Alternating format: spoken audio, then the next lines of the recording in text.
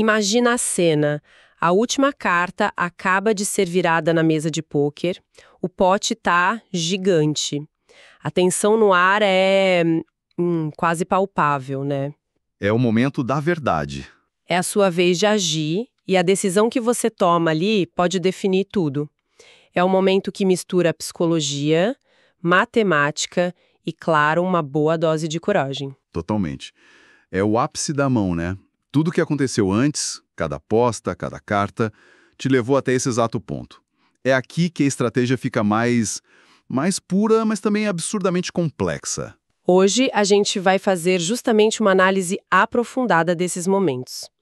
Temos em mãos um material fascinante, uma série de conceitos estratégicos focados na arte e na ciência do blefe na rodada final de apostas, o River. E a proposta é muito legal. O material condensa princípios do que a gente chama de GTO, a teoria de jogo ótima, em pequenas pílulas de conhecimento que ele chama de gemas. Não é só sobre o que fazer, mas principalmente sobre por que fazer. Exatamente. Então a nossa missão aqui hoje é pegar esses conceitos e, decifrar um por um.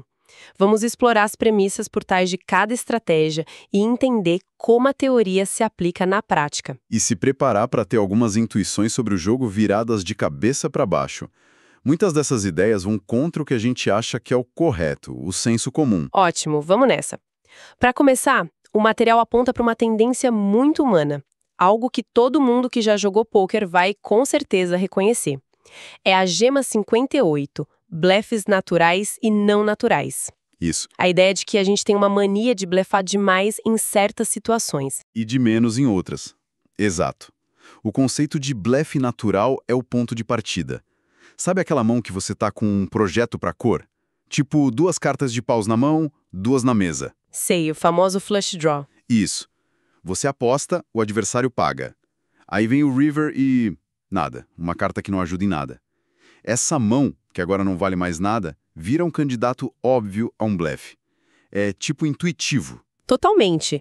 É uma mão que queria ser forte e não conseguiu. Então a história que a gente conta com uma aposta final faz todo sentido. Eu tinha o flush, pague pra ver. Perfeito. O problema, segundo o GTO, é que a gente se empolga com essa história. Quando a mesa proporciona muitos desses blefes naturais, a nossa tendência como humanos é usar todas essas mãos para blefar. E aí a gente cai no que se chama de overbluffing. Blefar demais. Muito mais do que a frequência ideal. E o contrário também acontece, né? Que completa o flush e a sequência. De repente, aqueles blefes naturais somem. E aí a tendência humana é pensar, poxa, não tenho como blefar aqui. E a gente acaba fazendo underbluffing, blefando de menos. A estratégia otimizada busca justamente corrigir isso. Entendi, manter uma frequência de blefe mais consistente, independente do cenário. Exato. E essa ideia de overbluffing é perigosa. O material aponta para um tipo de situação específica onde esse erro é mais comum, né? A gema 59, que fala sobre o que o pessoal chama de run-out polarizador. Exato. Um run-out polarizador é exatamente esse cenário. O river é um tijolo, ninguém acertou o flush, ninguém fez a sequência, e isso cria 2 efeitos importantes. Primeiro, como o nosso oponente tem menos chances de ter uma mão monstra, as nossas mãos de valor, um par alto, 2 pares, de repente são muito fortes. O que justifica apostar mais alto, certo? Se eu acho que tenho a melhor mão, quero extrair o máximo de valor. Precisamente. A análise do material mostra uma preferência por apostas bem grandes, tipo 150% do pote. Mas aí vem o segundo efeito, que é a outra ponta. Os blefes. Exato. Como tem um monte de blefes naturais disponíveis nesse cenário, você precisa ser muito seletivo. Não dá para simplesmente pegar todo o projeto perdido e sair apostando. Um oponente atento vai perceber rapidinho. Certo, então o resumo até aqui é: em mesas que não completam nada, aposte grande com valor, mas seja muito criteriosa na hora de escolher os blefes. A questão é, quão criteriosa? E aqui a coisa começa a ficar matemática. E como é aqui que o jogo muda de patamar. A gema 60 fala da proporção equilibrada de blefe para valor. A regra de bolso que muita gente conhece é que seus blefs devem ser proporcionais às pot odds que você oferece. Certo, essa é a matemática básica do poker, né? Se eu aposto pote, ele precisa ganhar uma em cada 3 vezes, então eu deveria ter 33% de blefs. Exato. E no exemplo de 150% do pote, o oponente tem odds de mais ou menos 38%. A lógica diz que você deveria estar blefando 38% das vezes que faz essa aposta. Mas... Sempre tem um mas. Sempre.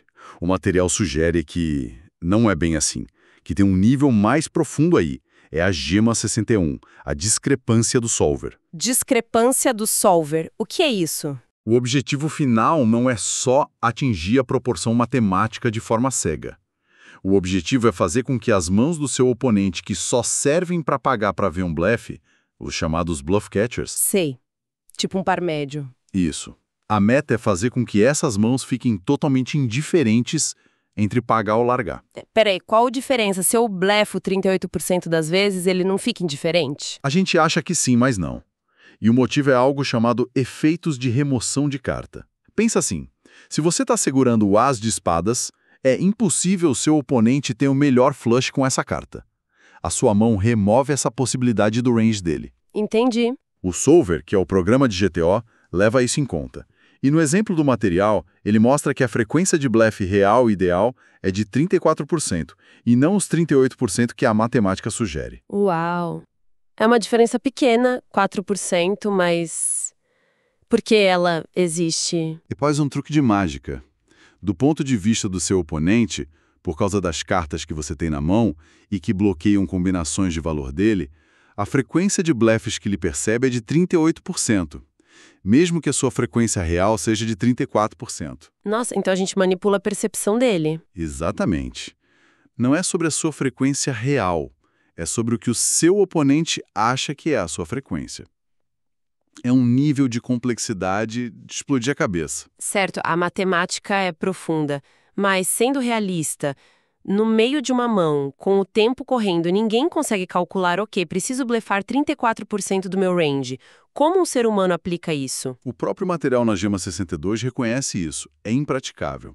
A abordagem mais eficaz para um humano é desenvolver um feeling, uma intuição calibrada, para saber quais tipos de mãos são bons blefes.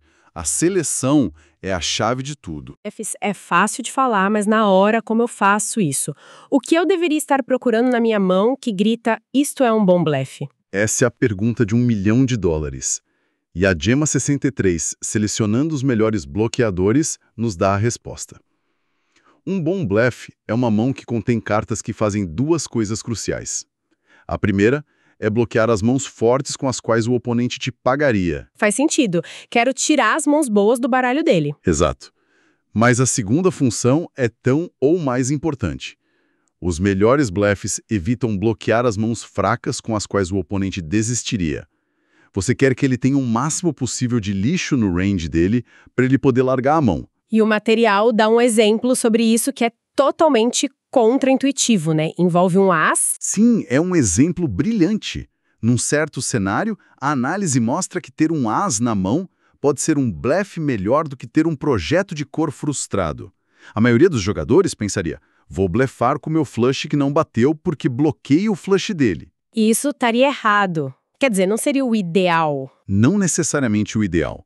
O motivo, segundo o solver, é que o as bloqueia um número gigantesco de mãos do tipo as e outra carta alta com as quais seu oponente pagaria. Ah, os bluff catchers mais comuns dele. Exatamente. Bloquear essas mãos do meio do range dele pode ser muito mais valioso do que bloquear um flush, que é uma mão que ele vai ter com muito menos frequência. É um ajuste fino que a maioria dos jogadores, mesmo os avançados, ignora. Isso muda completamente a forma de pensar. Beleza, isso tudo faz sentido quando a mesa é um deserto, seca, polarizadora. Mas e quando vira um dilúvio? A Gema 64 sobre runouts que completam projetos. Aí o jogo vira de ponta cabeça. Quando esses projetos se completam, a vantagem que o agressor tinha, ela despenca, porque agora o defensor, quem está pagando as apostas, pode ter acertado uma mão monstra com muito mais frequência. O que significa que aquelas nossas apostas gigantes de 150% do pote viram suicídio. Exatamente. Ela some da estratégia ótima. O tamanho de aposta mais comum passa a ser algo bem menor, tipo 60% do pote. A habilidade de ler a textura da mesa e ajustar o tamanho da aposta é fundamental. Ok, aposta menor. Mas se os blefes naturais são escassos nesse cenário, de onde a gente tira os blefes para equilibrar? Isso me leva à gema 65, encontrando blefes não naturais. Isso soa esquisito. E esse é um dos saltos conceituais mais difíceis para um jogador dar. Para atingir a frequência de blefe correta, às vezes você precisa pegar mãos que têm algum valor de showdown, tipo um par médio, um par baixo. E, peraí, por que eu apostaria com uma mão que pode ganhar se eu simplesmente dar cheque? Parece loucura. Parece, mas a resposta está no valor esperado, no EV. A análise do solver mostra que, em certas situações, o EV de blefar com essas mãos, forçando oponentes com mãos melhores a desistirem, é maior do que o EV de ir para showdown e provavelmente perder. Caramba! É uma jogada de altíssimo nível. Exige não só uma compreensão profunda da teoria, mas uma coragem de leão. Se você não entende o contexto, você só está doando fichas para o adversário. Uau! É um nível de pensamento muito à frente. E para fechar, o material joga uma última variável na mesa. A posição. A gema 66, tamanho de aposta fora de posição. Como que agir primeiro muda tudo isso que a gente conversou? A mudança é brutal. O gráfico no material ilustra isso de forma perfeita.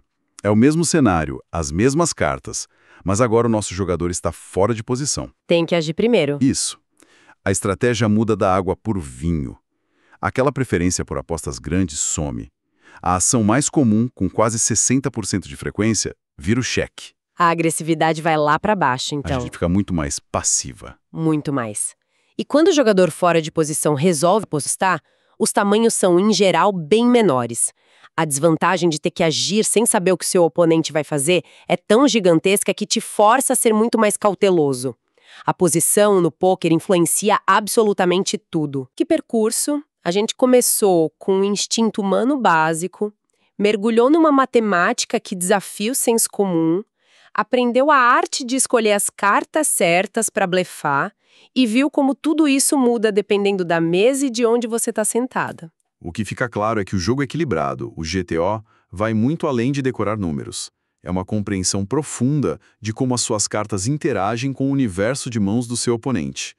É usar essa interação para tomar a decisão mais lucrativa, seja com uma mão monstra ou com um blefe construído com precisão cirúrgica. É como montar um quebra-cabeça com informações incompletas, onde cada peça na sua mão te dá uma pista sobre as peças que faltam do outro lado. Bela analogia. É exatamente isso.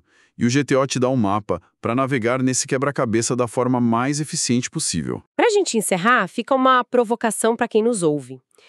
Todo este material se baseia na premissa de que estamos jogando contra um adversário perfeito, uma máquina. Mas, na vida real, a gente joga contra pessoas. A questão para se pensar é como a gente deveria ajustar esses princípios quando sabemos que nosso oponente tem falhas. Quando é que desviar da teoria se torna a jogada mais inteligente e lucrativa?